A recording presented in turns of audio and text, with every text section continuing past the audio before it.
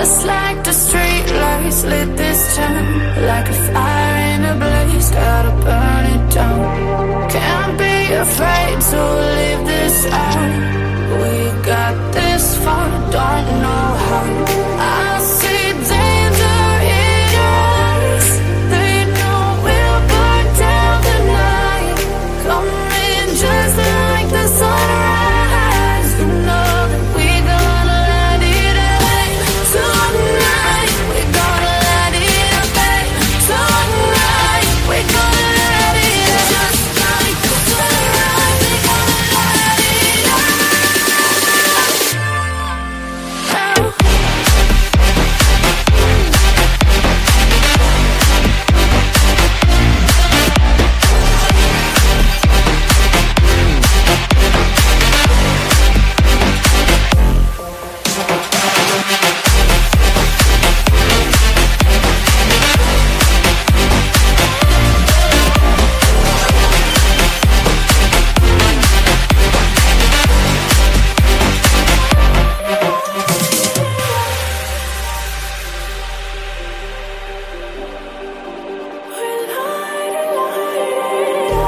Just like a spark that's breaking out. Can't make a stop, can't turn back now. We know that there's no room for doubt. No, we can't turn back now. I see danger in your eyes. They know we'll burn down the night. Coming just like the sunrise. You know that we gonna let it out. Tonight, we gonna let it out. Tonight, we gonna let it out. Just like the sunrise, we gonna let it out.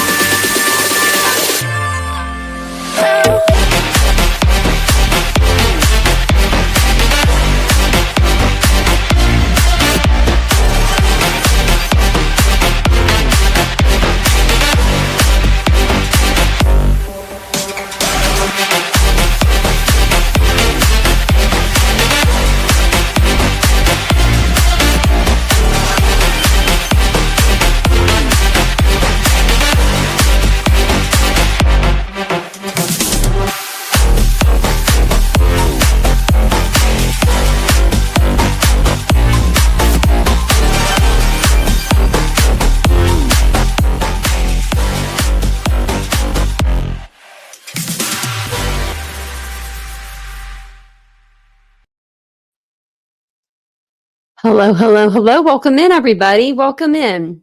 Welcome to tonight's live. If you're new to the channel and this is your first time here, my name is Tanya or TitaniumBuilt. You can call me either or. Doesn't matter. I don't prefer one over the other. But thank you guys for coming and hanging out with me tonight. It is the 11th of February? I always have to double check because sometimes I forget to move my little blocks. But it's February the 11th. Do you guys have a Valentine? If you don't, maybe we could work something out, you know?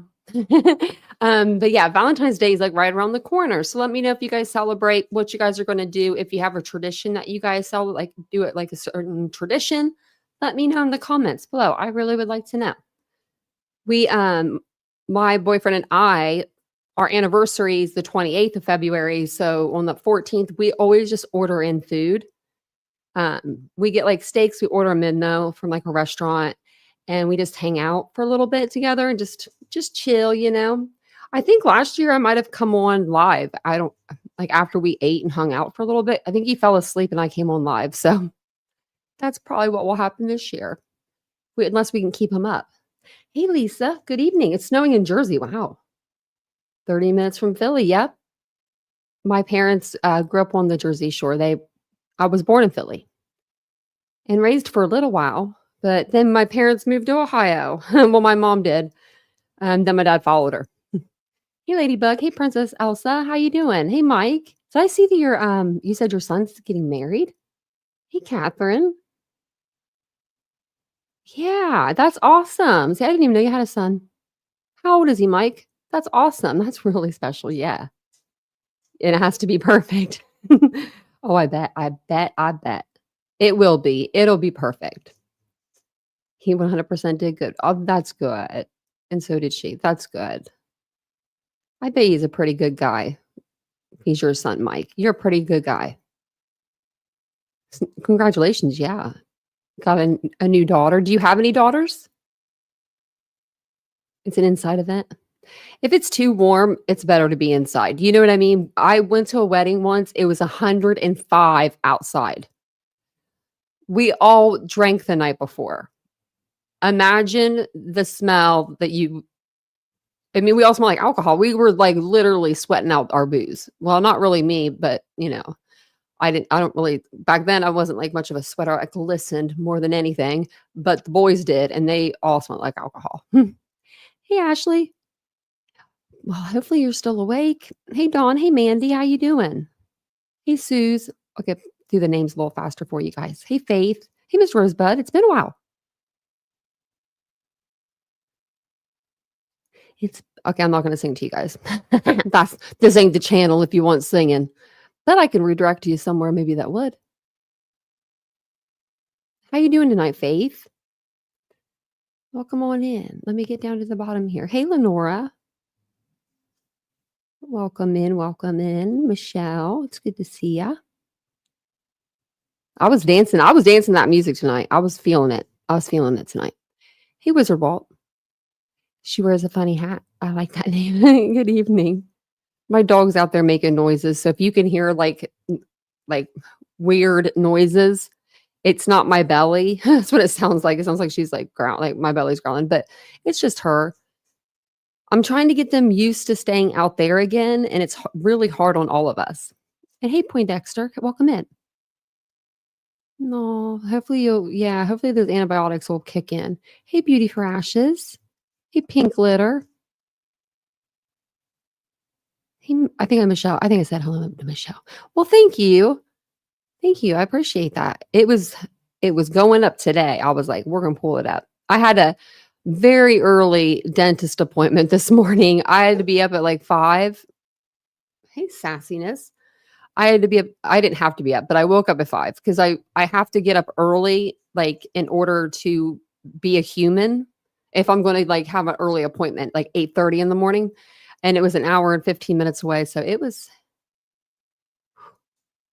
something else.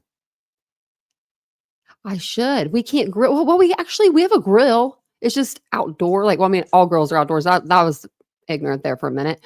But we have a grill. I should have them grill me a T-bone or a ribeye.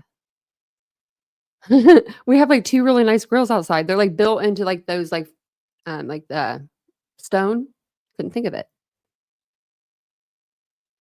I heard Aries, and it's not.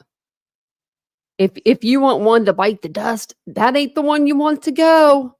Because she ain't going to go quietly, and she didn't. You did, Mary Beth. I think that I wear that shirt with jeans, too. It's so soft. And don't you have the white bodysuit? I think you do. Either the white or the black. It doesn't matter. Whichever one. It would look really cute with that, too. With like a little like cardigan or something over it. But those pants, I love those pants. Strep throat. Oh, no. I'm glad you're over there, Ashley. I had strep throat one time. They thought it was mono. Forget that. Okay, I'm getting to the bottom. Sorry, guys. Hey, DM. Hey, Tempest. And hey, Aries. Oh, yeah, I took some ibuprofen. I took some Tylenol or Advil on the way home. I was like, you ain't going to get me. But yeah, make sure you're taking some, Tylenol to break your fever if you have one, Ashley. You need to get a new grill. We can't have a grill like at our apartment, like because we're on the 2nd floor. But we do have a fireplace. Don't make me have to like get us a little wood burning action going on there. I've heard that a lot of people are sick, and I don't like that. I don't like that at all. I mean, it's making me nervous. Like today, my pharmacist, he seemed like he wasn't feeling good. Like he's usually real cheerful and chipper. And he said like 2 words, like he was trying not to talk, like he had maybe the strep. I'm staying home. I'm putting on a mask. I will too. I really will. So we're going to talk about Idaho 4 this evening. I usually get started about the 10-minute mark, so that's not too bad. I know a lot. I could do a lot worse. Me and these dogs are going to be having it out. The kids are bringing, yeah. Oh, I bet. See, I'm not around kids. If I was around one child, like one kid that was in school, I would be sick. Probably with my immune system is probably not that great because I'm not around any people that are sick ever. I'm a little sick, but not physically. Back to mask again. Can't risk it. I really can't neither. I can't neither. That's what I'm. I mean, I'll do it. I don't care. I'll wear a mask if I need to. Plus, it's wintertime. It keeps your face a little warm, Keeps your face a little warm.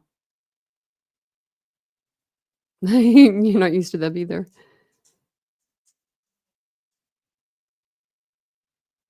I don't know how many. Oh, yeah. Pharmacists are always sick. Yeah, I know. He mentioned the other day to me, like, did you get like whooping cough or something was going around? Or some cough. I think that's what it was. And I was just like, is that a thing still? Like, like, do I need to get a vaccination for that? I get nervous. I get nervous about everything now. So we're going to talk about Bryan Kohberger. I'm going to let that dog in. I think there's only one. Let's see. If there's only one, we're good.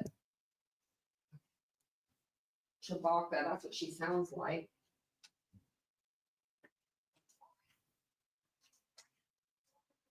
Your sister sees you. Get in there. There you go. For your sister sees you. Your sister will see you, and then she'll want to come in too. We got to hide you. I'm like, we got to hide you. She's here now. There was only one, so I was able to sneak her in. Oh, Lupus, I'm sorry.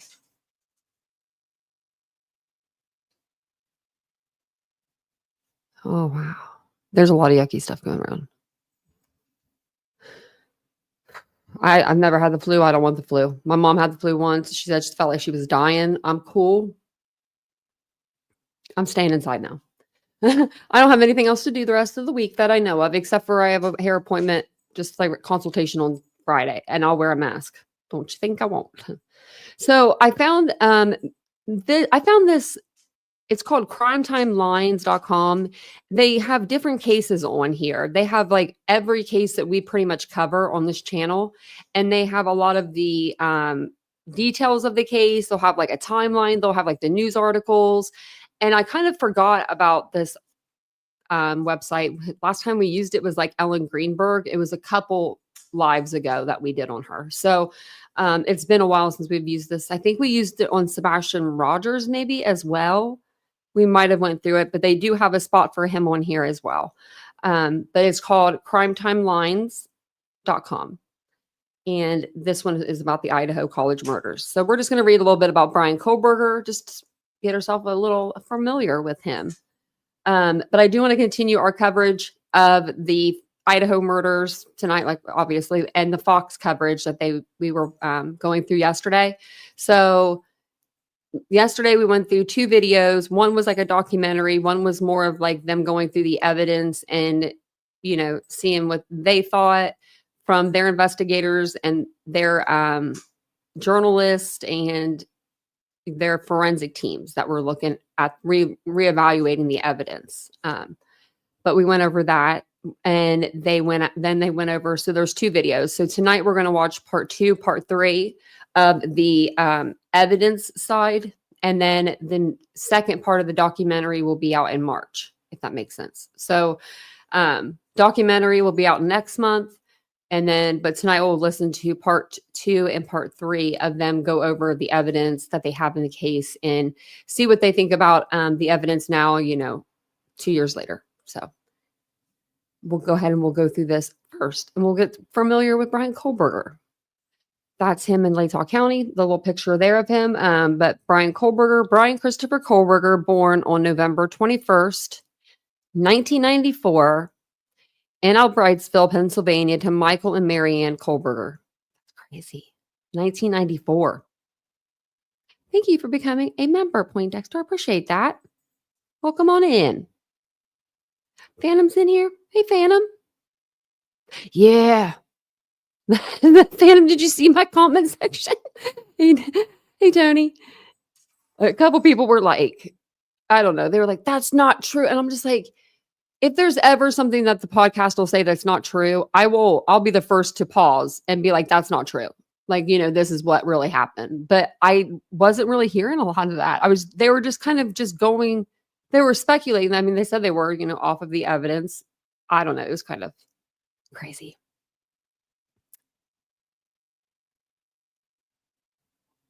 Sorry, I was reading the chat. Don't you get me started reading that chat. Okay. So he was born in 1994. I still can't get over that. He's 30 years old. Bryan Kohberger was raised in Bridesville by his parents, Michael and Mary Ann Kohberger, and he has two sisters, Amanda and Melissa. A little bit about him. In 2013, Kohberger graduated from Pleasant Valley High School in Broadheadsville, Pennsylvania. He then attended Northampton Community College, earning an associate degree in psychology in 2018. In 2018, he earned an associate degree in psychology from Northampton Community College in Bethlehem, Pennsylvania. He continued his studies at DeSales University in Center Valley, Pennsylvania, where he obtained a bachelor's degree in 2020 and a master's degree in criminal justice in 2022.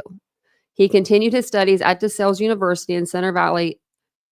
That doesn't sound right to me. Pennsylvania. Where the hell is that at? Where he obtained a bachelor's degree in 2020 and completed graduate studies in May of 2022. Kohberger moved to Washington State to pursue a PhD at Washington State University in Pullman campus, which is less than 8 miles west of Moscow, Idaho. August 2022, Kohberger began pursuing a PhD in criminology at Washington State University in Pullman, Washington, and he also served as a teaching assistant in the Department of Criminal Justice and Criminology. Can't even say it. And we'll go over the timeline later on another at a different date. But I wanted to read that a little bit to you. I actually wanted to read that to you last night because it kind of went with what we were going over, since we're going over Bryan Kohberger specifically last night. But they go over him in this, so it doesn't matter. It didn't matter if we said it, I guess, tonight or last night. But yeah, so I don't know why everyone was like, well, not everyone. It was just, there's certain people that, although I try to stay on, keep my bias, like try to stay non-biased, and I've been trying really hard to just, keep a level head. There are some people out there that are set on like Bryan Kohberger being innocent. And so anytime you put out anything that has like documents in it or stuff like that, there's an uproar. They're just, people have an opinion. Totally understandable. You're allowed to have an opinion, but just be nice in the comments, y'all. Or I'll send Phantom after you. If you guys don't mind taking a second, hitting the like button as we get started, I'll be in the chat with y'all. So let me go ahead and press play. And then, like I said, we'll commentate over this. So here every few minutes, I will stop it and we'll talk about what they're talking about.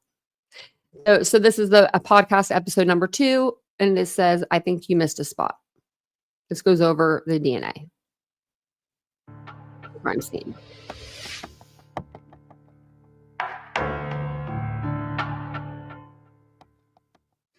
Welcome to this podcast episode. Oh, and I forgot to tell you, there's 2 different people this time. And I think he's like a retired, they say it in here. I watched it. I can't remember, but he's like a retired law enforcement. I think he's been on other shows. So to Bryan Kohberger, Inside the Idaho Murders. I'm David Rose, and thanks for joining us. We have put together a whole team of scientists, veteran detectives, journalists, and experts, including mental health experts, to re-examine the deaths of the 4 University of Idaho students. Because with Bryan Kohberger's trial set to start this summer, this story has changed. We've got a lot to get to, and it is fascinating stuff. Retired Detective Cloyd Steiger was with the Seattle Police Department for many years and worked 22 years in the homicide unit. And Cloyd has a unique perspective into the minds of these accused killers and into the DNA evidence. So let's talk about the DNA evidence right off the bat. Cloyd, the judge in the Idaho murders next week is expected to rule on a motion by the defense on whether to allow the DNA evidence that was found on the knife sheath at the scene of the murders. Now, that DNA on that knife sheath led to genetic genealogy that they used to eventually identify Kohberger as the suspect. The defense says that was a violation of privacy. We should throw that out. So genetic genealogy has solved some major cold cases from a while back. Do you think this evidence is going to get thrown out? I don't think there's a chance it's going to get thrown out. Yeah. I mean, you can't claim privacy for something left at someone else's home. You know, it's not like it was his home and it was entered without a warrant or something. So, you know, It doesn't matter anyway. It's trash that they're talking about. Trash that he put in a neighbor's trash can. So it's not even like it was his own trash can, although that's still abandonment of property when you throw something away outside of your house. Like curb, it's done. It doesn't matter if you live in a gated community or not. I've heard people ask that. It doesn't matter. That's a specious argument. And the attorneys know that. They're just throwing everything at the wall. So that's one piece of DNA evidence. But Cloyd, when you go into a murder scene like this, that is particularly brutal, a lot of fluids, blood, etc., somebody that murders somebody up close with a knife like that, what kind of evidence are they likely to leave behind? Well, there's probably a host of DNA evidence there that they either have not recovered or aren't telling anybody about, because in a close one-on-one wrestling around, stabbing somebody, there's a lot of personal contact, there's sweat, there's things like that, and he would have left his DNA there also, even if he had gloves on, through his shirt and through his clothing. So there are a number of documents that are sealed that we have not been able to access at this point. The only DNA evidence we know about is the evidence that was found on the knife sheath. Is it possible they're holding some of that back for trial?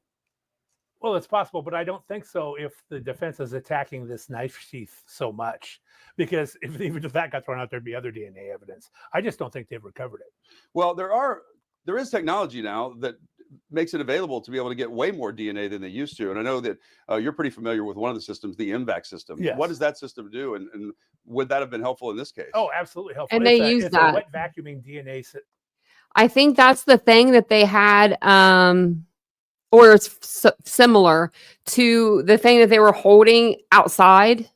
And I think it was like collecting like particles like that were around the home. Collection system, and it's basically I'll go find the size picture. Of a carry-on luggage. It's got a wand on it, and for clothing, for example, you just run it up and down the area of clothing you want to test.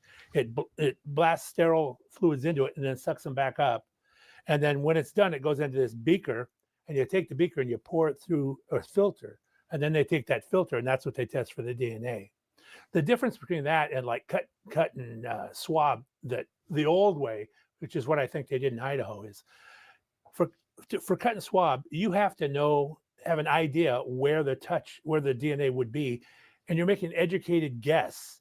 But if you're a quarter inch off, you're 1,000 miles off. You're going to miss it. Where this does big areas, and you'll get it. It do much larger areas, and it's much more effective. Huh. Like, let me open up these two pictures. This is what I think. Wait, that one didn't open, but this one did. Oh, no, they both did. Okay. I think this is what it is. See, it's like got like the little wand. And then looks like they're spraying something. I don't know. It looks like something's actually like spraying out of there. Crazy. Okay, I'll put it back over here. Thank you for Patricia for becoming a member. I appreciate that. Welcome on. Welcome on in. Hey, Yvonne. In collecting DNA. So this technology is being used in Washington State, but apparently not in Idaho. Not in Idaho, and the FBI Well, maybe they didn't use it. Doesn't have it in MVAC either. You know, that surprises me because we always hear that the FBI has been brought in to assist on a case. What does that usually mean, Cloyd? Well, it doesn't. First of all, it means you're going to have another level of bureaucracy thrown on top of your investigation. But everybody thinks that the FBI crime lab, for example, is cutting edge, but that's not always. Oh, that's what it is. Okay. They still do things, like I said before, in 20th century techniques instead of 21st century that's available to them. It's similar to that, but what it is, it's like, let me see if I can pull up a picture.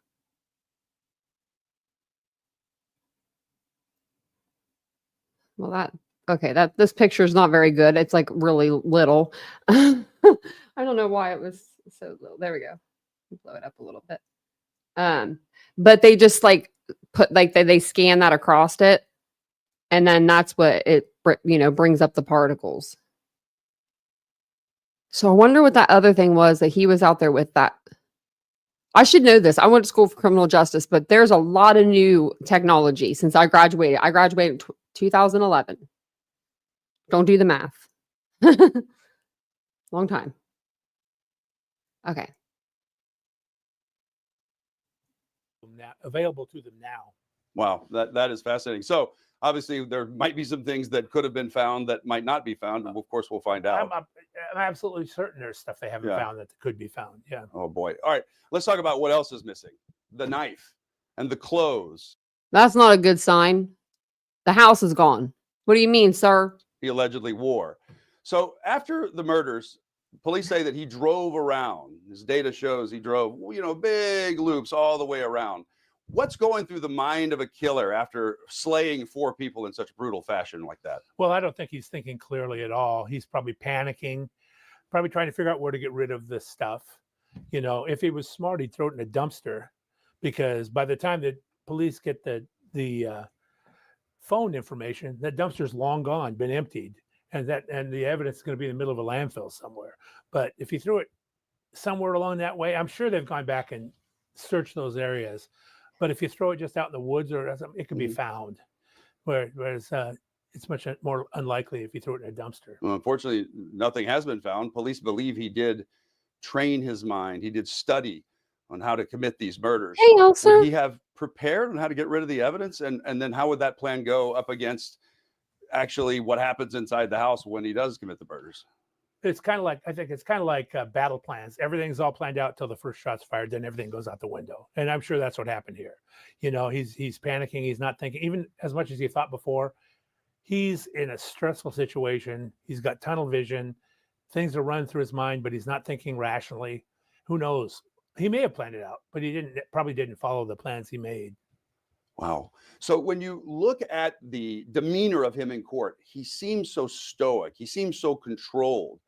Are you saying that even the most calculating killers that you've interviewed after a murder freak out about what they did? Well, in something like this, if he's never done it before or never been exposed to that type of stuff before, and you're in a thing where you're fighting and it's first of all very physically difficult. Your adrenaline will be pumping. 4 people.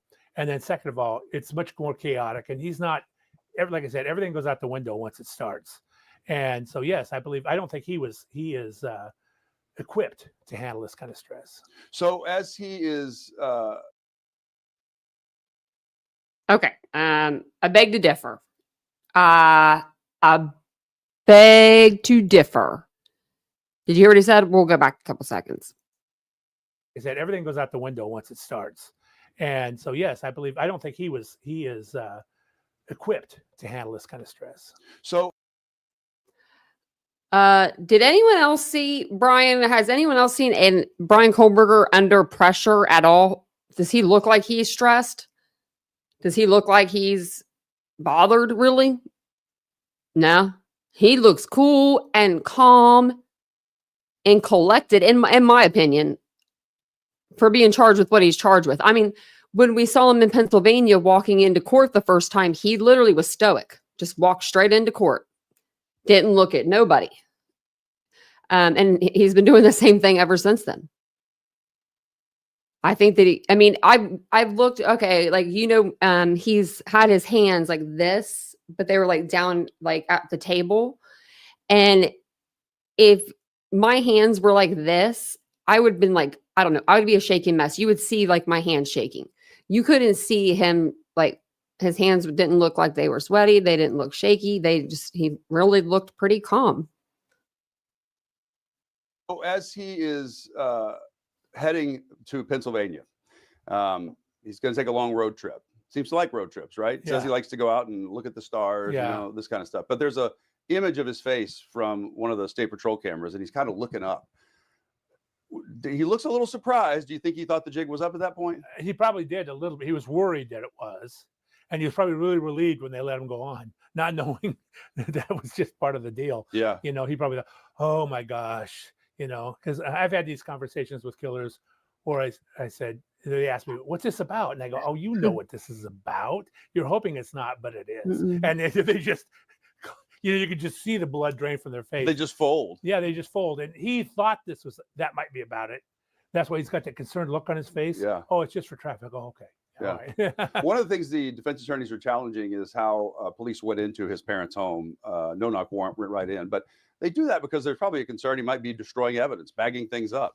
Yeah. He was. Or armed or something. Guns as well, right? Yeah, There were yeah. firearms Yeah. in the house. They want to get an element of surprise. If he did what he did, he unalived 4 people and left 2 people alive. Also, they did find a Glock that they could, I mean, if that's in his name, then they could have looked that up before they even went there to see, does he have any guns in his name? And they saw, yeah, he has a Glock. Okay, well, we're going to go in, you know, we're going to go in hard. Like, we're not going to knock. We're going to blow the front door off, which, you know, they just blew the window out, I believe. But still, they blew all the windows out. I wonder how much that, like, now that I'm thinking about it, I wonder how much that ended up costing his parents for, like, their entry. I would be sending that bill to Bryan. Somebody Right. wants to go out in a blaze of glory. Right. Yeah. That's probably the reason. But I mean, the warrant was, the affidavit was presented to a judge. The judge agreed and signed it. You know, if that judge shouldn't have signed it, then it's a problem. But, you know, what depends on the law is in Pennsylvania, Yeah. and case law is in Pennsylvania. Yeah. Well, they had the warrant. So, Yeah, you know, they had a went in and warrant. did They're it. acting in good faith. Yeah. I want to get back to his mindset a little bit, Cloyd. And, you know, I mentioned that he was known to, or said he liked to drive around and look up at the stars. And, you know, could that have been something he really did enjoy doing? Or is he setting a pattern of behavior, trying to set up the plan so that later he could say this is what he liked to do? He probably, although, you know, it also might be an after the fact thought of what can I say to explain why I'm all these places. I mean, you had all this time, and that's the best story you could come up with. Right. Yeah. Yeah. So I mean, he's just trying to make an excuse for why he's seen. I that. haven't But he heard also might be worse, as stalking that's other the people. worst. You know, he could be. Yeah, I mean, these may not have been the only ones he was stalking. Yeah. He probably has a list, at least in his mind, of women he was stalking. Do you think after all of his preparation, he's buddying up with law enforcement, he's studying the techniques, he's trying to figure out, do you think he's surprised that he got caught? Probably, yeah. I mean, he thought he was much smarter than he was, and most of these guys do, and they always get caught What was his mistake? doing it in the first place. Good point. Yeah, but he didn't. He had no realistic concept of what it would be like. Yeah. The fantasy in his head, based, you know, versus the reality. Yeah, they're of two actually different committing things. murder. They're really two different. different things. Yeah. Yeah. Wow. Do you think they met, or do you think he identified his alleged victims via social media, or did he see them in person? I'm first? betting because that's a small area. I Mhm. mean, WSU he went to, but Moscow's right there. Yeah. He probably saw him at a party or something or around, and he probably stalked them on social media. But you know, that's probably. Yeah, I guess I'm wondering how Yeah, in depth do you it's a think his good thought point. process was? For example, does he figure that if he got caught in Idaho has a death penalty, he's not going to sit in prison the rest of his life? Maybe if he thought that through, he probably didn't think that through. Yeah. It doesn't seem like he was very successsul with women. He's dating. sneaky. Right. Does that play a role in his behavior? I think so. Like I said Mhm. before, I think it. You know, there's a group. There's a not a group like an official group, but a class of people they call incels, which are involuntary celibates, and they sometimes act out in crimes because they're so frustrated. And this Oh, I may know. be. I would suspect that's what he is. He's an incel. So you know that just. Remember his mom made that post. Oh, that's heartbreaking. It was like something like, say prayers for my boy. He's going out to college, you know, and like he didn't say where, I don't believe. But it was just like prayers, you know, that he's going to be like far away from home and like this, that, and the other. Like, that's sad. Just like, again, it's not a group that you For his belong to or have a parents. card. It's Yeah, just a class. right. It's just a class of Yeah. human behavior. Do you develop a hatred for women? Yeah, or just, if you won't have me, you can't have anybody, that type of thing. Yeah, especially if he's a little narcissistic. Now, I don't know if he is. He sure acts like he is, but I mean, I don't know well enough about him to make a psychological diagnosis or anything. But yeah, especially if he's really impressed with himself, Yeah. or at least on the surface. Yeah. I'm sure there's a lot of insecurity in below. Boy, we still need to learn a lot more. You know, we're only scratched the surface Oh yeah, about the stuff here that could come out. oh yeah. Do you think there'll be any big surprises in the trial? I doubt it. I think Will he take the stand in his own defense? his attorneys will not let him. Even if he doesn't. thinks he's that smart. Yeah, well, he could insist, and if he insists, they have to let him. But they will fight everything. They don't want him on the stand. He'll get eaten alive on the stand. And based on what you've seen, do you think they have the right guy? Because Lord help us if they don't. Yeah. Oh yeah. Hey, Definitely have the Travis. right guy. They can sure know Welcome more if they go back in. and examine those clothing correctly and vacuum, find out if there's more DNA on their Yeah, clothing. people have asked me the same question, and I said DNA just doesn't lie. No, it doesn't lie. It's either him or it's not. It's not like, even if it's the whole argument. Oh, it was tainted DNA. Well, if it's tainted DNA, it doesn't make this guy's DNA that guy's DNA or anything else. It just makes it not usable. Yeah, That's the difference. well, and for people who may not have been following as closely, how could a guy this reportedly prepared for a crime leave the knife sheath underneath one of the bodies? Because in the middle of this, he either, if it probably wasn't on his belt, he probably had it in his pocket. He pulled it out, and in the He didn't have it on a drama and the belt. chaos, he just forgot. He dropped Yeah. it and didn't think and forgot. And probably once he left, he went, "Oh my God, where's my sheath?" Yeah. Yeah. And then the judge said, well, he's Yeah. never explained his presence in the house in any way, Right. shape, or form. Never Yeah. said that he was in the house. So, Right. why not? Why Yeah. not believe Exactly. that it's his? Exactly. I mean, yeah. If he said, "Well, I was there for a party and I had a sheath with me, and I think I left it there," but coincidentally, it's right underneath the body. Yeah. That's kind of a coincidence, isn't it? What about the ID of one of the roommates? Especially on the side that you would be on if you were going in to unalive somebody. It was found on the right side of Maddie Mogan's body. So from the doorway, when viewed from the doorway. It's now come out that she had been out drinking before. Will that ID be challenged? Because she said, she looked him right in the eyes and gave a description because she had been drinking. Well, it depends on how much you've been drinking. Probably not. Of course, I know he was wearing like a COVID mask, so she's only seen from here up. But that just goes to the weight of her identification. They're not. When did we start calling it the C mask? I thought they're just masks, surgical masks. You don't just throw it out. You say, well, maybe that's one small. It's not going to make or break the case. Yeah, It's because just, they have the DNA. Because I had cloth masks All right, during we'll see what happens 2020. before. Floyd, we could talk all day about this, and we will. We're going to have continuing discussions weekly as we move forward toward the trial. This podcast is part of our new monthly Bryan Kohberger Inside the Idaho Murders documentary series. Watch episode 1 after the game on Super Bowl Sunday and streaming on demand now on the Fox. Well, we already watched that. We're a little behind on our episodes. We have an episode 3 out too. So see, I didn't see any paperwork for today, but then I did. Like I saw it under like the docket or whatever it is, like the but I didn't see it under the actual court filings, which is really weird. Let me see if I can show you what I was talking about. This. Like it says, motion to extend state's rebuttal expert deadline. Subject document, motion to redact or seal newly filed record. And motion to redact or seal newly filed records. So, one is a PDF file. Well, they better redact this. Like real quick.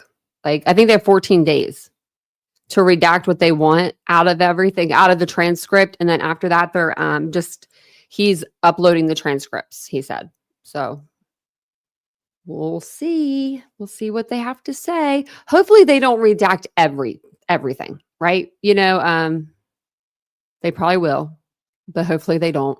Hopefully we get something new to hold us over till next hearing, because and we're still waiting on the judge's decision too. We're still waiting on him to make a decision on the IGGs. So there's things that we're waiting on. We're waiting on it. So this is the podcast number 3. I don't know why they call it a podcast when I guess it's because it's just two people sitting there talking to each other. But I always think of a podcast as like not video. I don't know why, but I do. Okay. Anyways, this is like 14 minutes long. We will watch this through. And then I will look up some stuff on Twitter, see if anybody's talking about Bryan over there. Sound good? Okay. If you guys don't mind, hit the like button. If you'd like to become a member, I will put the link in the chat for you guys. We appreciate it.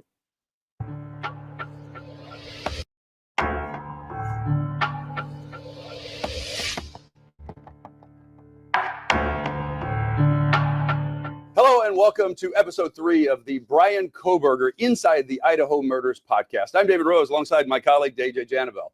And if you are just now finding us, we have put together a whole team of experts, including journalists, detectives, even mental health experts, to talk about the deaths of 4 University of Idaho students, to re-examine some of the evidence that's going to be presented in the trial. Because with Bryan Kohberger's trial set to come up later this summer, this story has changed, and there seems to be almost weekly new developments. So we're going to dig into some of that. The big news in this case right now is that we are awaiting the ruling after a January 23rd hearing on the DNA evidence that the defense wants to throw out entirely.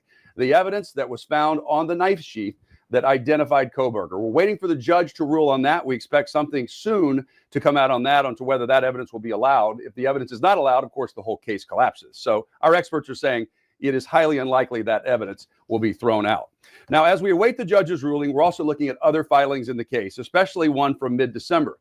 Now, AJ's been covering this, and this filing gives us really a new look into the strategies of these teams. You've had a look at the witness list that's going to be presented here so that both sides know who's going to be called up for trial. Right. Who's on that witness list and what stands out to you? There's about 25 names that they have on this. And I think you're going to see a lot of the stuff that you normally see. Of the 25, the defendant has issues with 22 of them.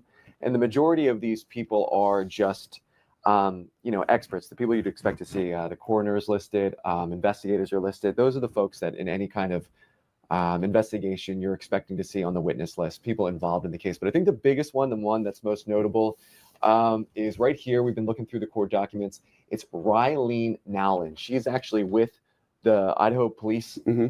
She is an expert when it comes to DNA. And what it says specifically is she is a rebuttal witness. So basically you have the state who is preparing for what they think the defense's case might look like. Basically, they're playing chess at this point, picking their person to defend against what the defense might bring forward. Yeah, the defense is going to attack that DNA, right? They're going to say, there's DNA on the knife sheath, but why is there no DNA in the car, on the clothes, anything else to tie him to that murder? So are you thinking that this witness, they're getting out ahead of that so that this witness will be able to explain some of that? And that's what's so interesting is you have like that little bit of doubt. That's all you have to do in the defense is create that tiny little bit of doubt, because that's all they need to do. The state has the burden of proving this case beyond that. So if the defense can sit there and give the jury any sort of inkling of doubt of, why isn't there any more DNA in the car, in his apartment? That could be a huge hole in the state's case. And, when you're talking to attorneys in the area, they say the defense is going to basically throw everything out before this trial starts to see what they can get on the table. So when you have this expert, Nowlin, who is versed in DNA, what it seems like, I'm just going to read it verbatim because it's from the court documents. Mm-hmm. It says the state disclosed Rylene Nowlin as an expert. It is anticipated that this witness is actually a rebuttal witness who's prepared to testify regarding secondary transfer if necessary. Now, we were just talking a little while ago. Tell me about secondary transfer when it comes to DNA. Yeah, so basically what they're saying is that, for example, hand me your pen here. Yep. All right, guess what? This has your DNA. If this is a knife and I go and commit the murder, now it's got both of our DNA on it, but doesn't mean you're the killer, right? It just means that your knife is on here. So they are going to be looking at all that kind of stuff and trying to they'll essentially try to confuse the jury a little bit and challenge the experts on this, right? They're also going to try to throw out the genetic genealogy and say that they should never have been able to use this DNA to then identify him by going back through the family tree and all the way down. But we've already seen that very successful in solving some of these horrible cases from 50 years ago. And now they're being used more and more in these modern day cases. But I think what's interesting, AJ, is we haven't seen all of the sealed documents, but what we aren't seeing is a lot of other DNA that is at the scene. Right. Our experts are telling us that if they had used what they call an MVAC system to basically it squirts water all over the clothing and everything else, and then it sucks it all in and can test the DNA. If they had used that system, you'd have way more DNA. They didn't use that system. They didn't even have that system in Idaho. They just used the parts where you cut out the pieces of the clothing or cut out the piece of the knife sheath to test the DNA. So maybe that could come back to bite them later down the road. But here's the thing. If they're able to successfully explain, and I don't know how they're going to do it, but how his DNA end up through secondary transfer of the knife sheath, that's the whole basis of the case. Right? Then Kohberger walks free? So these are the interesting questions, because just as an audience, for the people who have been following this case for the last 2 years, we've only been able to see the headlines.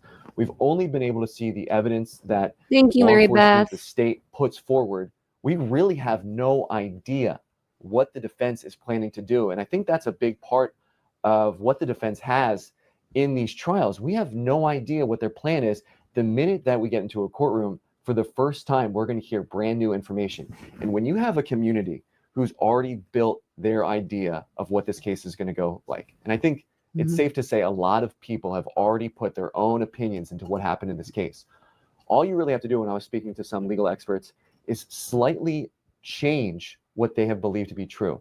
And again, it really kind of falls on that reasonable doubt. And you started this conversation off with the defense going after that DNA. They have it on the knife sheath, and that's basically the whole case. If that judge comes back and throws it out, that's the whole case. So if that doesn't work, which probably it won't work, but you can start right there. You start with that doubt. And now let's start making even more doubt. Well, we brought up the DNA just on that knife sheath. How did you find it? Okay, why didn't you find any more in his car, in his apartment? How do you know with this secondary DNA transfer that he wasn't the one, that handed it to someone else, or he picked it up at a store? And then that can keep going. Because it was purchased off of Amazon. And you can keep creating just a series of doubt. And you are always talking with law enforcement. You're always on the phone with these detectives. You know how these things work. You bring up a question. Why didn't they do this latest science, this technology that would kind of be? Because what's he going to say? Oh, yeah, I ordered a K-bar knife off Amazon, but I sent it back.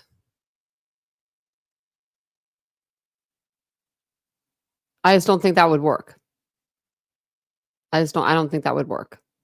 Be more foolproof in this scenario. That creates that doubt. And then you have the courtroom where I'm the defense. I don't even have to say anything. I can just say, well, we presented a bunch of information. Yeah. The doubt's there. Are you really going to be confident enough to convict? Yeah. Now, I know you've talked with some of the top legal minds literally nationally. Ann Bremner is one of them. Right. And what are her feelings about what we're going to see? Because when I watched the hearing, the judge even said, well, he doesn't have a right to privacy because he can't explain that this DNA is on the knife sheath. He hasn't said that he was in the house, that he'd ever visited there, delivered food there, ever went to a party there. So he's not expected to have privacy, which is what they're arguing, that it was violating his privacy, right? To be able to get this genetic genealogy off this DNA, off this knife sheath. So what does Ann think is going to happen in the court? So there's this idea when I was speaking with Ann Bremner about this case, and she's a legal expert. She's been in the courtroom for decades, and I'm not an expert. So we go in with these ideas of guilty or not guilty, right or wrong. I think that's how a lot of people think, but in a courtroom, that is not how it's going to go. All you have to do is create a little bit of confusion, a little bit of questions. Bring up literally everything and anything that you can bring up to make it difficult. Make it as hard as you can for the prosecution, because again, I'm going to keep hammering this topic because I think this is one of the most important things. As an outsider, you don't have to prove anything from the defense. You are not responsible to prove this case. All you have to prove, if anything, or rather, you don't have to prove anything. You let the state prove beyond a reasonable doubt, and you could sit there the whole time. And if you think that they haven't proven that, You don't get up. You don't have a defense. That's what Ann's telling me. You sit, you listen, and if the state doesn't prove their case, we're good. We're going to rest. Let them bring what they have to the table first, and then you start, bringing your case. I think the big question is, will Kohberger take the stand? These are all things that nobody can truly know other than the defense attorney. And this is one thing when it comes to these cases, as every single case is different. But your job of the defense as the attorney is to just do everything you can to just prove that reasonable doubt, and then you've done your job. Yeah, and I mean, you raise a lot of questions in my mind just Right. having this conversation about what else are they going to be able to present, because if they do raise that doubt, I always say this: the DNA doesn't lie, and we have seen time and time again that the juries will believe the DNA. But this is a good strategy for the defense, and I just go back to what these families are going to go through, having to sit through the legal wrangling and the torture they're going to be feeling every day in that court as they wait to see if they're going to get justice for their loved ones. Because at the end of the day, this is about those parents and their families and siblings that lost these bright, young, promising stars, and the pain they're going to have to go through and sit through this, and this impossible not to react, right? I also go if you look at the defense and what are they going to do with Kohberger, because I've seen him maybe show emotion twice. I saw a smirk in court, and I saw kind of a shocked face when the troopers pulled him over on the way to his dad's. I mean, he is stoic, right? How does a jury react to that if you're trying to make this guy not seem like, he's some kind of cold-blooded killer? I think that's a great question. And I think what you were talking about is everybody has been following this case. We're talking about it right now. This is not just some local. I have the PCA right here. And I just saw it, and then okay, so it was right here. DM described, DM stated she opened her door for the third time after she heard the crying and saw a figure clad in black clothing and a mask that covered the person's mouth and nose walking towards her. DM described the figure as 5'10" or taller, male, not very muscular, but athletically built with bushy eyebrows. Yeah, I'm thinking maybe he did have a hood on, like a hoodie, like a sweatshirt. Maybe that was pulled up, because it doesn't describe the hair, and that's true. I mean, it doesn't.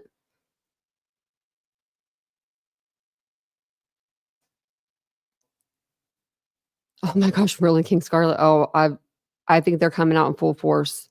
I saw people on Twitter that were like going back to things that were already debunked like 2 years ago. I was like, oh, here we go. Incident. You're going to have a hard time finding a jury who can remove emotions from it. And when I was talking to Ann about cases like this, because she has been in some big, high-profile cases where it's safe to say the majority of the community has come up with their own opinions. And when you look at the comments and you're talking about these emotions, this is a tragic incident. This is a terrible thing that happened. How can you not let your emotions get involved? And so when they're going to be looking for this jury pool, they're going to have to find people who are able to remove what they've heard and what they've seen and their own beliefs. And I think that's a hard thing to do. But what Ann Bremner was telling me is that's how the courts work. We'll be able to do it. That being said, this case is in the public eye. I mentioned it before. Everybody kind of has their opinion about what's going on, what's happened. And I think from a defense attorney's point of view, at least when I was talking to Ann, that's not a bad thing. It's not a bad thing to basically be the underdog in the case, because you don't have to prove as much as if everyone is relying on you. Another thing. We suspect that he was wearing Dickies because there was a receipt for that found. Now, those don't come hood. I mean, I've never seen Dickies with a hood. They could come with a hood, but I don't know. But it was cold that night. So maybe he put on a hoodie like underneath the Dickies and then zipped them up like over the hoodie. I'm just trying to think. I don't know. Or maybe he wore a hat. But it does say just the mouth and nose. Now I'm wondering about the hair. I think that's going to be really interesting about this case. This is something that because this hair's kind of distinctive. I mean, it's curly. It's like wavy curly, It's not like, I don't know, super straight. It's not, I mean, it has length to it. I was so intrigued by when I was speaking with Ann, because Well, I like it's a fade or anything, that she was on, covered cases every single day. And so when you're looking at a jury, you can't ask them like at the end of it, like, hey, how do you think I'm doing? Mm-hmm. Do you like that? Is that a good one? Yeah. But like you have these kind of cold, stoic faces in that box of jurors. You're basically up there, you're performing. You have information that you need to get out to these strangers who are going to decide the fate of your client. And that's hard, right? You go in there, you practice. David, they were telling me that they'll do mock trials. Sure. They'll basically run through the whole case with a mock trial with people in there, and then they'll ask them, like, what did you think worked? Almost like if you had a TV show, like test groups, like what works, what doesn't. Mm-hmm. You're going through the whole process. So if this case starts, you're basically like a head coach of a football team. You have your game plan. You've done 2-a-day practices. Sure. This is the start of the season. But here's what I find interesting is when a case is so public like this one, Sounds good. you don't have to go home and just wonder, like, how did I do? Because you're going to be able to go on and you're going to be able to click on every single news outlet that's posting on social media, Mm-hmm. every single news outlet that has comments. Look, not to draw too many parallels here, but look at the reaction Marcia Clark got in the O.J. Simpson trial. People hated her, right? Look at how they confused. If the glove doesn't fit, you must acquit, right? It just took some little things, despite the overwhelming evidence, Right. some little things for that jury to rule not guilty. Right. And so that's exactly what the defense is trying to do. The defense comes in with just Yeah. one bombshell, one thing that we didn't know about this case, that could change how everyone thinks about this. And then from that point on, you're able to basically like kind of look and see how your game plan's working every single day. Say you have a game plan for court tomorrow, Mm-hmm. you look at a comment and you see everybody's feeling one way, you can throw that out and start again. Sure. Yeah. What are you working on next for this? Because I know every day you and I have been looking into different angles, but what's next for AJ? I think the biggest question is what's going to come out of that January 23rd hearing. We're still waiting for the judge to make a ruling. And at this point, it's been a couple of weeks. This is huge. Mhm. This is the biggest thing that this case has hanging on it right now, because the defense. What if he did enter through the front door and he left it open on accident, on purpose? I mean, don't matter either way. And he did plant that unknown male DNA that was found on the banister, because it says that it was found on the banister between the first and second floors, and it was BLOOD.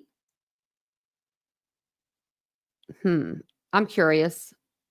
Defense is saying you need to throw out this evidence. And as you mentioned in the beginning, if that evidence gets tossed, what's the case? So we're still waiting for that judge's ruling. Well, it won't just affect that case. It'll affect a lot of cases. There are a lot of people around the country watching this. AJ, thank you. Now, this podcast is part of our new monthly Bryan Kohberger Inside the Idaho Murders documentary series. Watch episode 1 after the game, coming up on the Super Bowl Sunday, and streaming on demand now on the Fox Local app. Make sure to check back for future audio episodes wherever you get your podcasts. For AJ Jadabel, I'm David Rose. We'll see you next time. Please stay safe. Well, we will. We will stay safe. Everyone stay safe, because I just told them we will.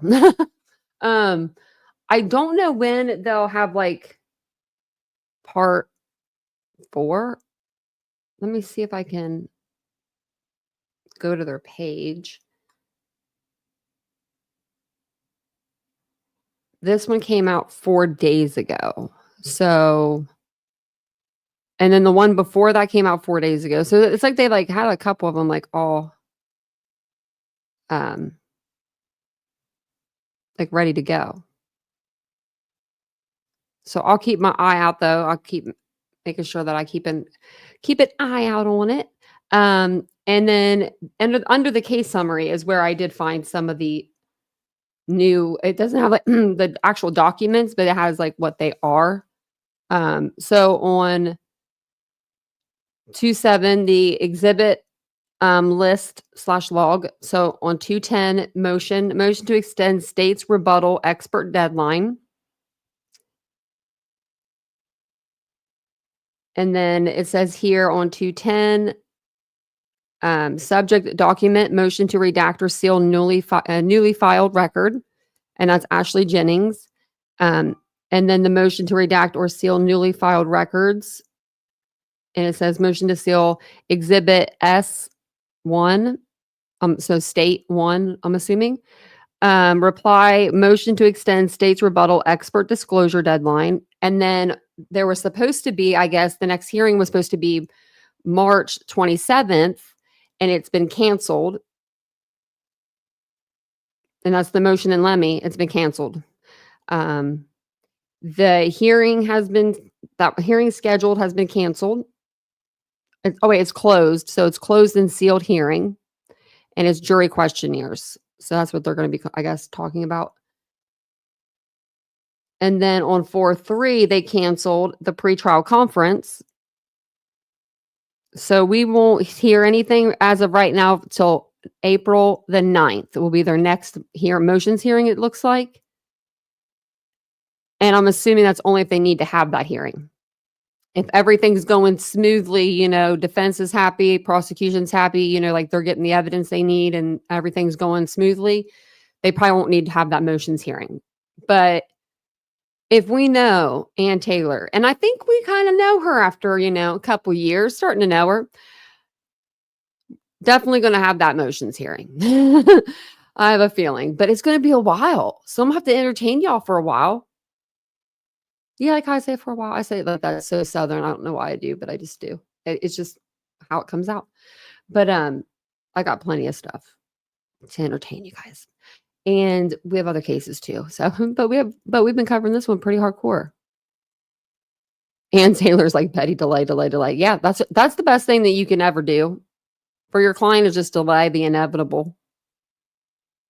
And Betty, if she doesn't go to jail, I will be like, I'll be stunned. I mean, that woman is she's something else. She is something else. Let me tell you. She said the other day, I heard her say she's been working the Sebastian case since February or March or something. And I was like, no, you came in like the summer, you crazy weirdo. She is Texas Ranger. Yeah. She's just trying to, I think she's trying to do a lot of this stuff too. So when they do try to appeal, if he's convicted and they do try to appeal, they'll have this stuff like, in motion, like saying that they've been saying this stuff all along, but Oh, does he, Carolina? I heard that there was some more stuff that came out. I stopped following it after, like, when it started getting really, really personal. I felt so bad, like, digging into it. And I knew other channels were covering it really well.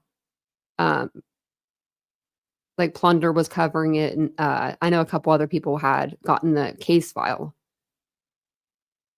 And I didn't have the case file. And it was like $3,000 or something for the case file for hers. And I was like, oh my gosh. And I don't know what it was all in there. I don't even want to know.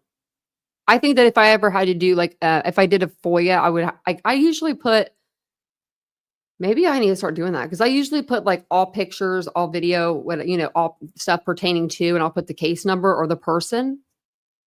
So, yeah.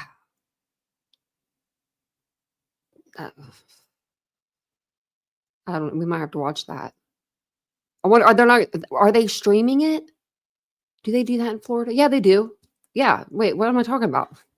Never mind. We just went off of Sarah Boone. It is a very sad case. It's like so sad that I don't like, I wanted to like rest in peace. And like, I don't know. But then again, it's like,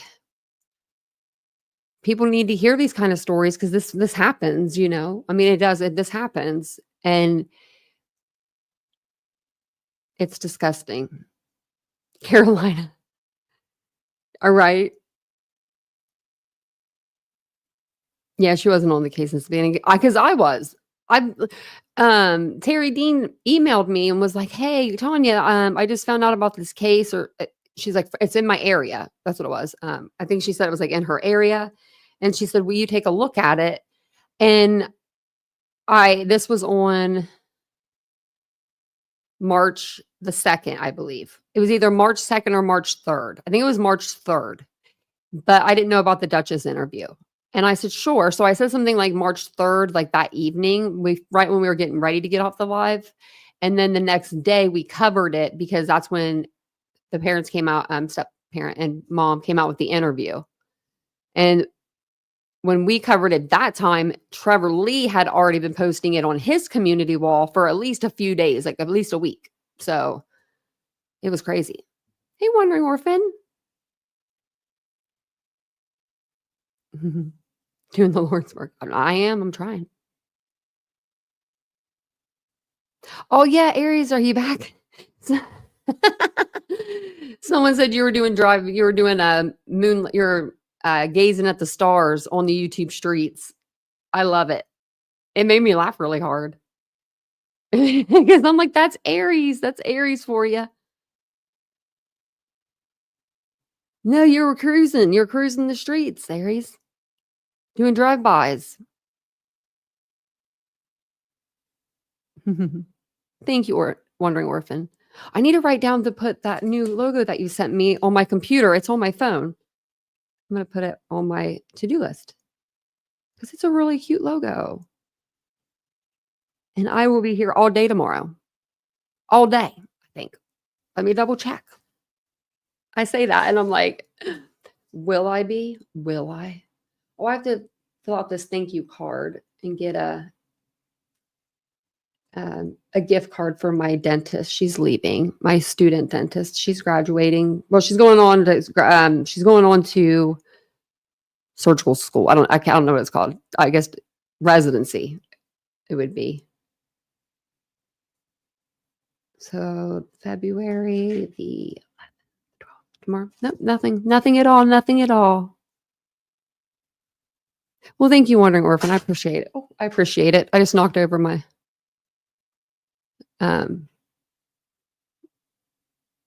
lip brush. I couldn't think of it. Who's fake tears? Lots of drama and fake tears. The YouTube's off. Let's go over there. Let's go see. I'm gonna go to YouTube. Go to YouTube live tab. Sometimes, oh man, Jay's still on. Good golly, Miss Jolly. I listened to her when I was in Target. I know. I was there again tonight. I'm there every night.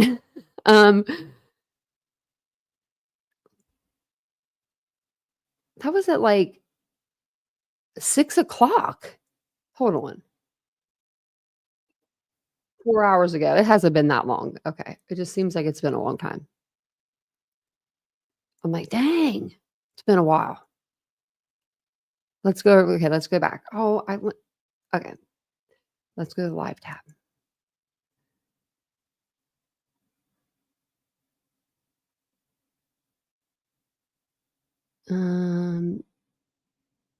We got Clutch Them Pearls, Sebastian Rogers study session. What the hell are y'all studying?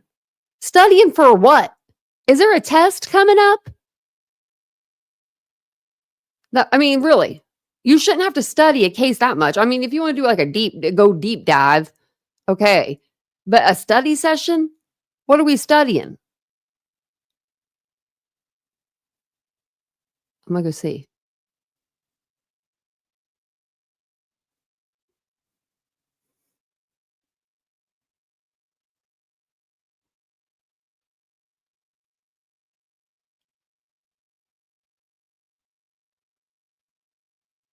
I swear to you, that's what, as soon as I went into his chat, that's what he was saying.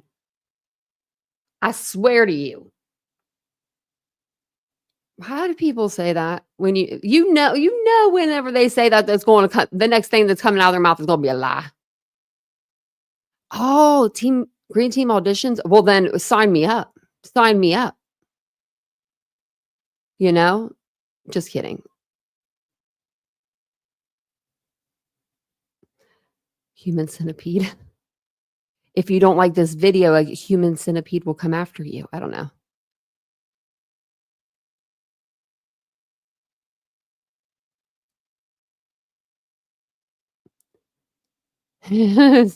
Well, he's had about 50 study sessions. Kiwi mate. I'm not lying, I swear to you. Or like, and I mean, I'll be guilty of it. I try not to say it, but like, and I don't think I say this, but like when people say to be honest, it's like, well, wait, all the other times you're dishonest? To be honest with you.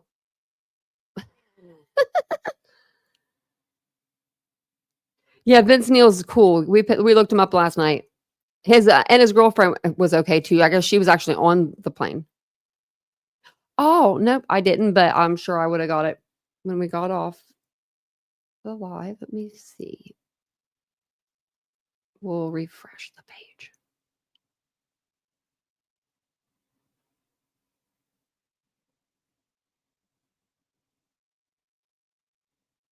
I did. I'll put them all in the same. I could put them all in the same container for you. That way, you don't have to pay double shipping. So what I'll do is I'll send you. I'll put the invoices all in the same box too. That's what I'll do. Everything will be all together. No, really, Vince Neal's with Vince Vaughn's. I didn't even know that. I didn't know it was Vince Vaughn. Was it Vince Vaughn in the plane? It doesn't need studying. I know, Carolina. There's no case. Oh, you know what I forgot when I made the chili the other day, Aries? I forgot to wear one of my new aprons. I got these new aprons to wear because I wanted to be extra cute and wear an apron. And I forgot. So I did it today. I made brownies today. They were from a box. Yes, ma'am, they were. So I'm not there yet. We're taking baby steps. But I wanted something to be like smelling good. Like, when Vincent got home from work. I don't know. And I didn't have anything to make because I need to go to the grocery store tomorrow. Oh, well, maybe I can reimburse it back somehow. If not, I'll just send you something extra. I'll send you something extra. Because I just got in new necklaces too, so I could send you something like that. Thank you, Mary Beth, for ordering from me. That's very sweet. It's very sweet of you. If anyone else ever wants to check out my boutique, I'm going to put the name of it in the chat. I think it's a Nightbot, but my Nightbot's kind of messed up because I have the second channel on it right now and I can't see this channel's stuff. So I can't even change Nightbot settings. But that's how it's spelled. I'll put the link. This is going to be a big year for the store, for the channel, for everything. I'm excited. So stuff's been coming in for the studio and I'm not opening. I'm trying not to open and nothing anything or use anything until it all comes, and it's going to be hard. It's going to be really hard. We're even getting new curtains, down to the curtains are going to be new. We're revamping. CJK, how did you know? How did you know? No, but if you ask a certain person, it is. And I'm the meanest of all the mean girls. Me. Oh, Gretchen Wieners. Yeah. I mean, I feel like I'm more of the Lindsay Lohan of the group. Again? Just now? Tonight? CJK, you better, if she said it tonight, you better, before I get off here, you better tell me.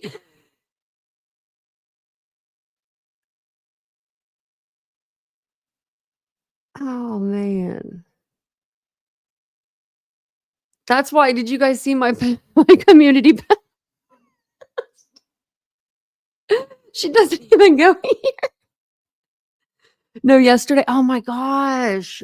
I don't watch her. I don't know. I can't. Vincent knows I can't.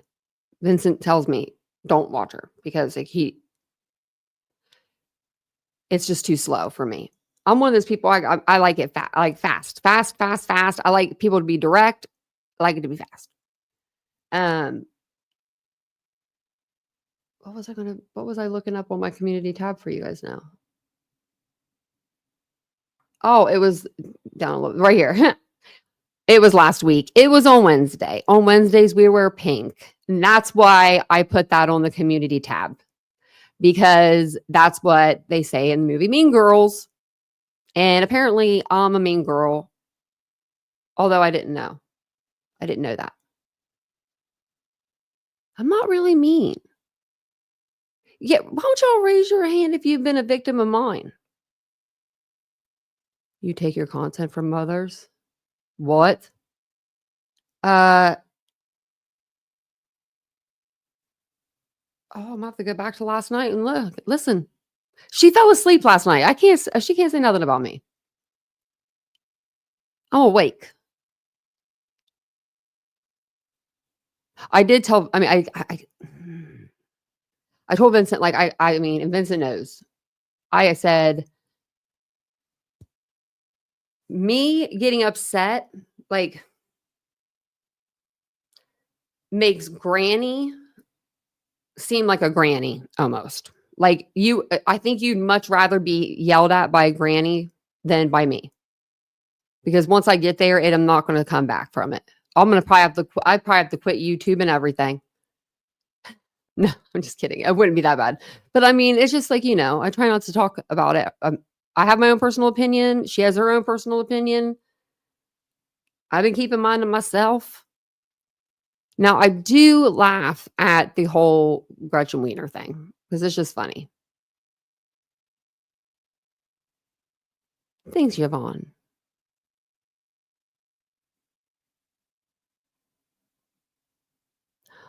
Oh, I wonder where I'm sorry. Have a good night, Walt. Change it to a down post squeaky wheel. Your touch DNA. Yeah, everybody leave their touch DNA on the like button. I promise I won't steal your touch DNA and plant it anywhere. Yeah, that's who it is, Carolina. She says it. I don't know who I would steal my content from. I really don't. Like who? Really? I don't even go over the same stuff. She keeps saying I'm trying to like be like, she's like, you're trying to belong. And I'm like, what are you talking about? Like, I have friends. I have you guys, but I have friends in real life. I don't need a YouTube creator to be my friend. You know what I mean? Like, I go into chats, I say hi, I talk to people, we chat. That happens. But oh my Lord, have mercy. Lord have mercy. If she's on break, I'm sure her mods are around here lurking somewhere. I know, CJK. I try to change it up. Right, Micro Kimmy? Yeah. I'm a mean girl. Like that. Mean. You haven't seen mean. I'm not mean. I'm a real life person. That chat's toxic over there. I mean, I asked Vincent today, I said, what would my chat do? And I'm just we all know she knows she fell asleep. We all know she fell asleep before. And she fell asleep last night too, I guess. But I said, wonder what my chat would do if I fell asleep, like just mid-live, right? And Vincent was like, your chat would be like screaming in the chat saying, wake up, what's wrong with you? I'm like, that's true. Thanks, Wandering Orphan. I could be mean, but I'm not, Thanks, Kiwi Mate. I know there's not a whole lot of normal creators on the platform.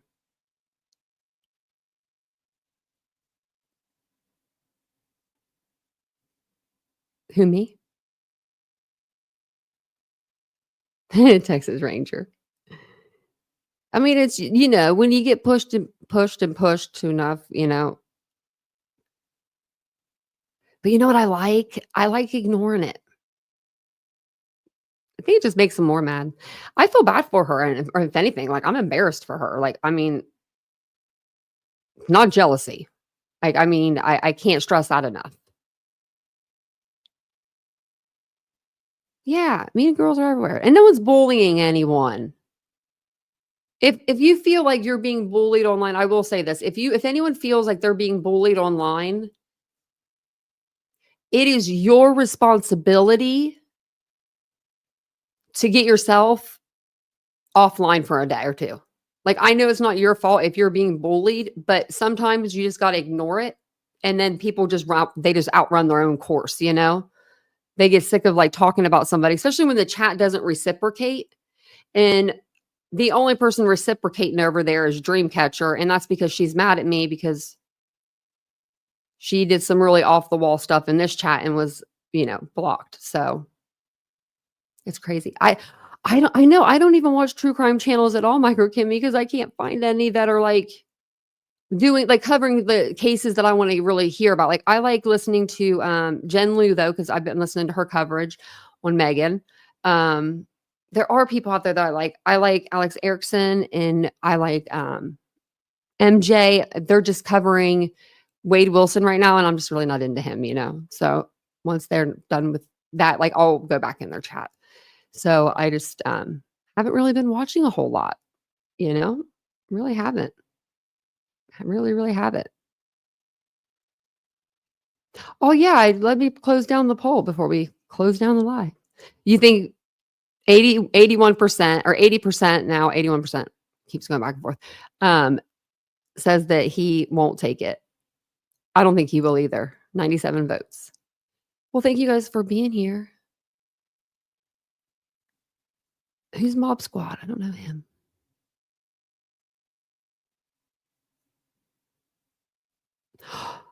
Oh, you did, CJK? Yeah, isn't she something special? We'll have to talk about it on the second channel. I wanted it to be more like life vlogging, but sometimes you just have to like laugh, Oh, I was wondering what you meant. I thought you meant, I was like, I'd never heard of that other person. But I do appreciate you guys being here tonight. Let me see. Is there anything I need to tell you?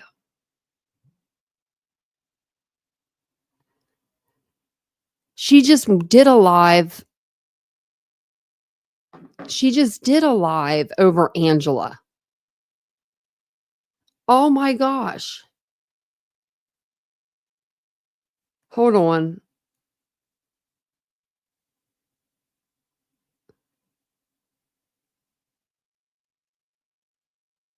Hold on a second. This will be worth the wait.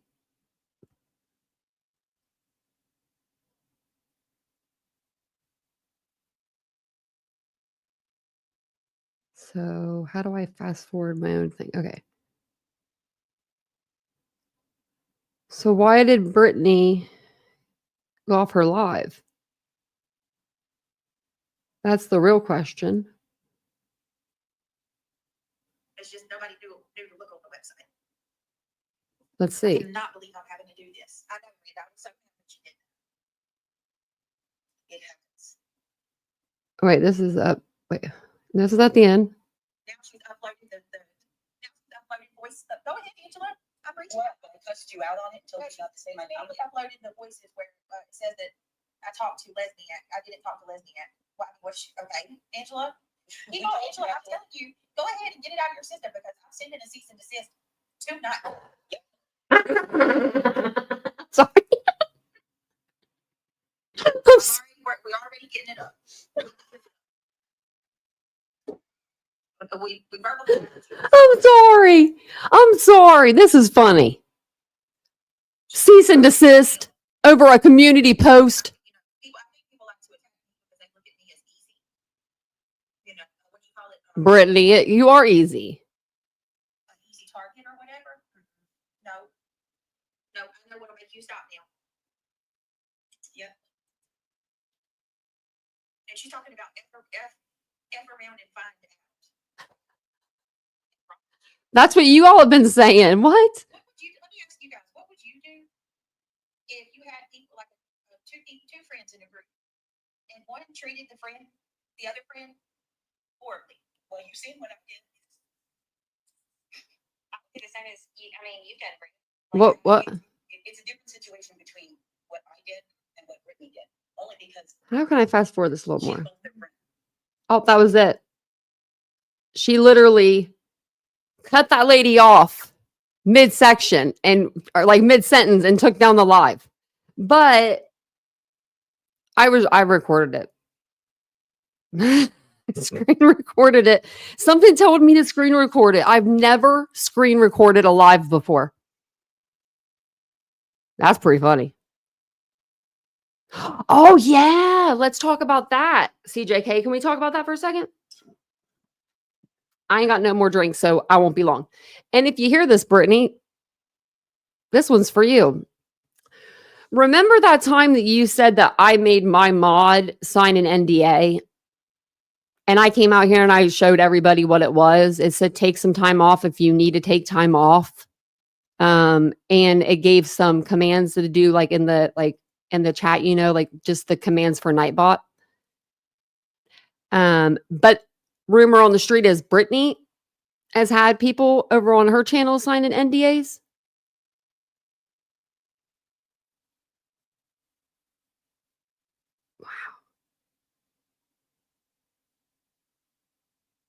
Mental illness. Julie's mental illness is amazing. Yeah. Oh, YouTube. Oh, true crime. It always delivers. Kiwi mate. An NDA. I wonder what it said. Like, you can't talk about. I don't even want to know. I don't want to know. But I have heard NDAs are been signed. Now, I didn't have anybody sign one. But that's just me. Yeah. It's it's like you're dealing with I didn't even deal with this stuff in high school. Like I never had like a back and forth or anything like that. And I don't have the time, you know. It's just funny to me. The Miss Vincent. Squeaky wheel. I'm printing one up tonight. He's signing one.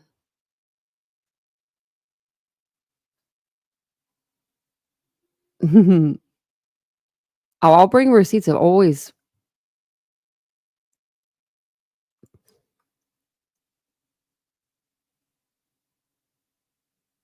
Second channel, yeah.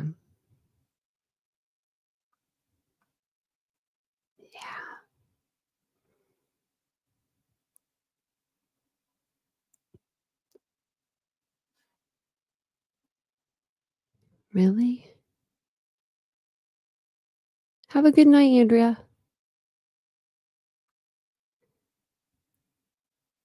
Hey, I like Nick Crawley. Yeah, I'm going back up in the chat just to see what I missed.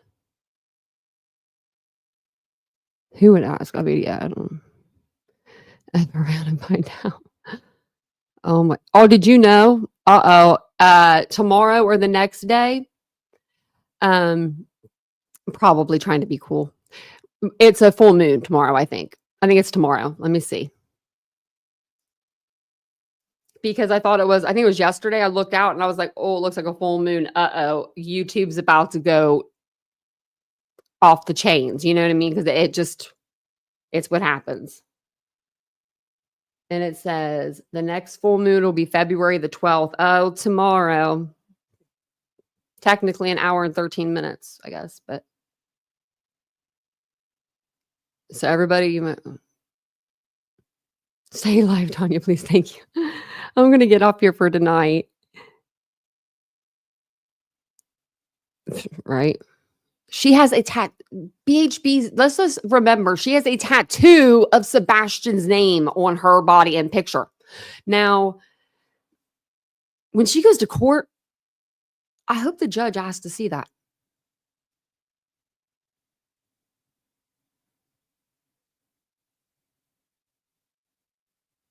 Yeah, squeaky wheel. The freaks come out at night on the full moon. The other do. Yeah, and we'll get some rest. I literally have been up since like the butt crack of dawn. Like I had to get up super early. Was that today I did no, that was yesterday. Today I went to the dentist. I had to be there at 8:30. Oh, but I got my crown put on. I'm excited. I'm happy. It's done. We're done with those, I guess, right now. I guess we're done with everything. I just have to do the 2 permanents, and that's literally it, and a cleaning. I am not going to eat anything. I'm afraid to eat anything. No, I'm just kidding. But this is going to be the first time in 11 years. So it's going to be a big thing when that happens. So I'm excited. But thank you so much for being here. I appreciate you so much. Be careful out there on the YouTube streets. It's pretty freaking amazing what people are doing out there. I'll try to be nice to everybody always, because that's the kind of person I am. I really don't want any trouble with Brittany whatsoever. Although she likes to just talk about people, it'll happen whether I say anything back or not. So I don't know, but I wonder what happened on her live to where she cut like the live short like that. I mean, other than the ending that we heard, I know that Angela, one of her mods left, and Angela is like the mod that you don't want to leave. Like you don't want to make her mad. And she did. So that stinks. But thank you guys for being here. And Ladybug and Mary Beth, thank you for being great, excellent, great mods. The best mods ever. Thank you. Thank you. You show up every single night. You welcome everybody in. You have fun in the chat. That's all I could ask for. I don't have to call you or text you all day, every day. I don't text or call you at all, actually. But I know if I needed to, I know that I could. I know you're an email away, and all I would have to say is, give me your phone number. I need to talk to you. And you'd be like, here you go. But I don't do that to you guys. I don't want to bother you when you're not here online with us. You got lives out there. But thank you guys so much for being here tonight. I'll see you all tomorrow. Have a wonderful evening, and I'll see you. We may do a live on the second channel tomorrow, since I will be able to sleep in a little bit. So make sure you check that out. Bye, guys.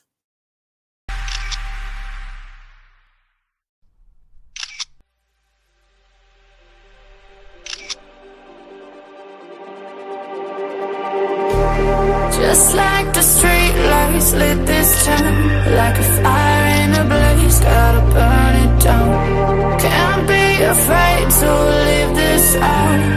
We got this far, don't know how. I see danger in your eyes. They know we'll burn down the night. Coming just like the sunrise. You know that we gonna let it rain tonight. We gonna let it rain tonight.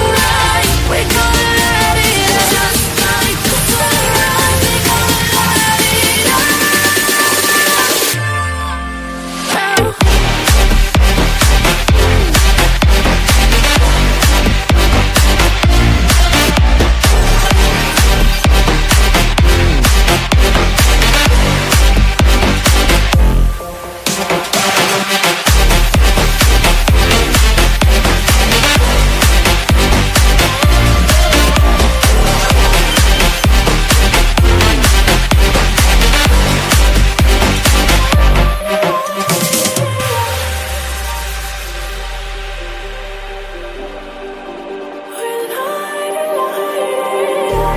Just like a spark.